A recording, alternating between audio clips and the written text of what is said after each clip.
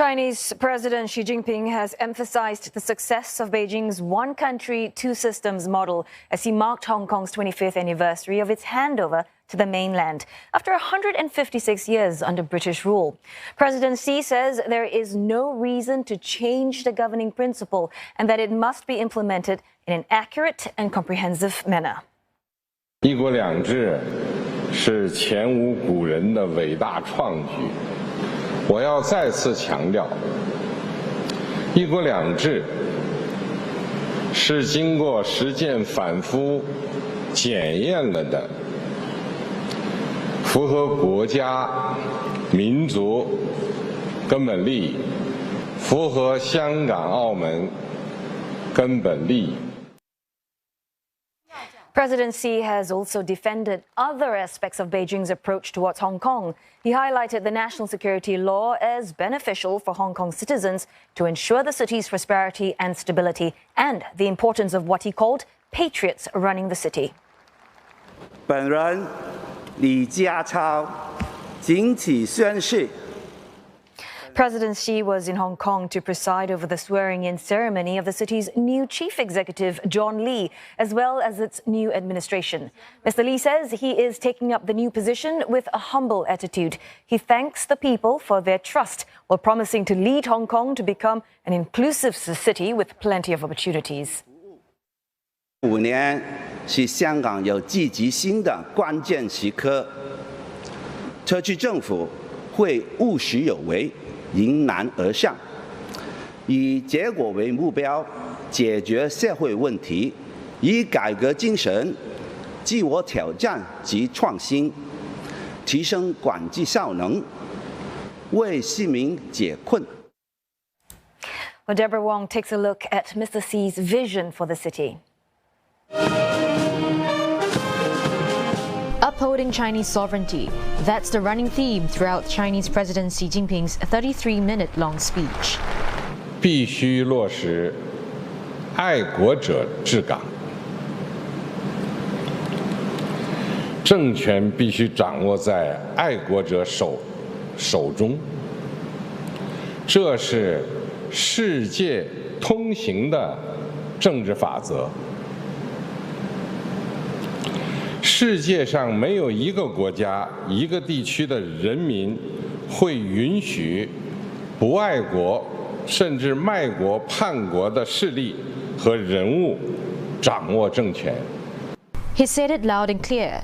The one country, two systems model is here to stay, and Hong Kong should adhere to it in the long run, as it's the cornerstone of stability that drives economic growth. In fact, Mr. Xi said the city achieved true democracy after the handover, and that there's no reason to change it. It's a stern message to stem localist sentiments, especially among the youth, many of whom took part in the 2019 social unrest. Mr. Xi urged the new administration to create more opportunities for youth and ensure they cultivate a stronger sense of national identity. Hong Kong's new leader, John Lee, took a similar tone during his inauguration speech, affirming stronger working ties with the mainland. He pledged that his new team will take on a pragmatic approach to advance Hong Kong. 法治是香港赖以成功的基石和核心价值。香港国安法的颁布实施，让香港由乱到治。新选举制度符合一国两制方针，符合香港实际情况，符合香港发展需要。 The focus on national security calls press freedom into question. In Mr. Lee's first meeting with the press as chief executive, he said the president's expectations sets a guideline for his team to follow. But he didn't take any questions, and only two media, TVB and state-owned paper Da Gong Bao were given access. If anything, it's another blow to the embattled media landscape in the city. Over the last few years, veteran journalists have been arrested and media agencies shut down, and at least 13 reporters were denied access to this year's inauguration. But the government has maintained that press freedom isn't at stake because it needs to balance the needs of the media as well as security requirements. But you know, as Mr. John Lee says, he wants to send representatives overseas to tell the good story of Hong Kong, signaling really that the new administration is keen to write its own narrative. Deborah Wong, CNA, Hong Kong. Taiwan, the island that China considers a renegade, reacted to Hong Kong's handover anniversary, saying freedom in the city has vanished. It also accused China of failing to live up to its promises of 50 years without change. Taiwan has repeatedly rebuffed any talk of being united with the mainland under the one country, two system model. 我们也更可以知道，我们一定要坚守台湾的主权、自由、民主。中国的所谓一国两制根本不堪检验。 Meantime, Britain says it will do all it can to hold Beijing to its commitments made when Hong Kong was handed over to China 25 years ago. We simply cannot avoid the fact that for some time now, Beijing has been failing to comply with its obligations. It's a state of affairs that threatens both the rights and freedoms of Hong Kongers and the continued progress and prosperity of their home. Olivia Seong joins us live from Beijing. Olivia, we've heard just there former colonial master Britain criticizing China over its handling of Hong Kong. So has the US. How has Beijing reacted to all these comments? Well, China has issued a clear warning that any external interference in Hong Kong, which it considers its internal affairs, it says will not succeed. And we heard there from the UK Prime Minister, but we also saw a statement from the US Secretary of State, Antony Blinken, saying that the introduction of the national security law in 2020 has led to an erosion of autonomy in Hong Kong, as we've seen journalists and activists being arrested, independent media outlets being told to shut, as well as opposition voices effectively silenced. Now, this is not the first time that China is clashing with the West over Hong Kong. Beijing views this as part of a wider concerted effort to fan anti-China sentiment to contain its rise.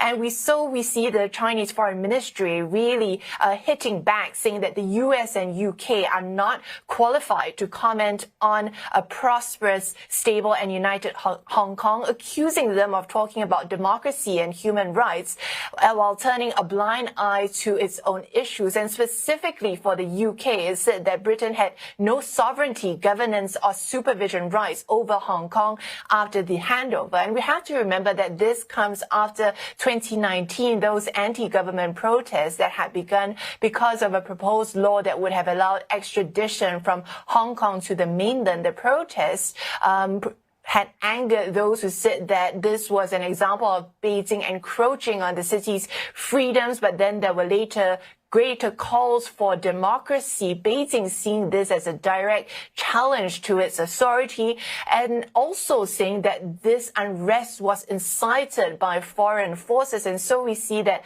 President Xi in his speech today making it very clear, leaving no doubt in who he says is in charge, saying that Beijing had comprehensive jurisdiction over Hong Kong and that Hong Kong should respect the Chinese leadership under the Communist Party.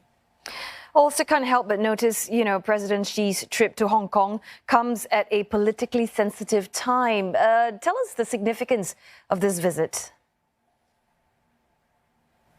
Well, there are a few reasons why this trip is significant, not just because it's symbolic, the 25th anniversary, halfway through this one country, two systems framework that's to last for 50 years, but also because this is the first trip that President Xi is making outside of the mainland since the pandemic began over 2 years ago. But the even bigger picture is because this is significant given the upcoming party congress that only takes place twice a decade. And we know that President Xi is going after an unprecedented third term in power. And so he is really keen to cement his leadership and to highlight some of the achievements that he's made. If we were to compare this visit to his 2017 trip during the 20th handover anniversary, we saw that in his speech, President Xi saying that there are red lines and there was a need for Hong Kong to improve its systems to uphold national sovereignty following unrest that we had seen in 2014 and 2016. But analysts tell me that this time around, President Xi seems to be saying that many of these issues have been resolved with sweeping changes being made with that controversial national security law, also changes to Hong Kong's electoral system, which allows only patriots to govern Hong Kong. State media portraying President Xi as being at the helm of these changes, crediting him for the stability that's now being restored in Hong Kong. Also, President Xi keen to highlight his vision for Hong Kong, saying that there are more opportunities than challenges, but this is based on the premise that one country, two systems is adhered to based on how Beijing interprets it. All right, good to know. Thanks very much for those updates, Olivia Xiong in Beijing.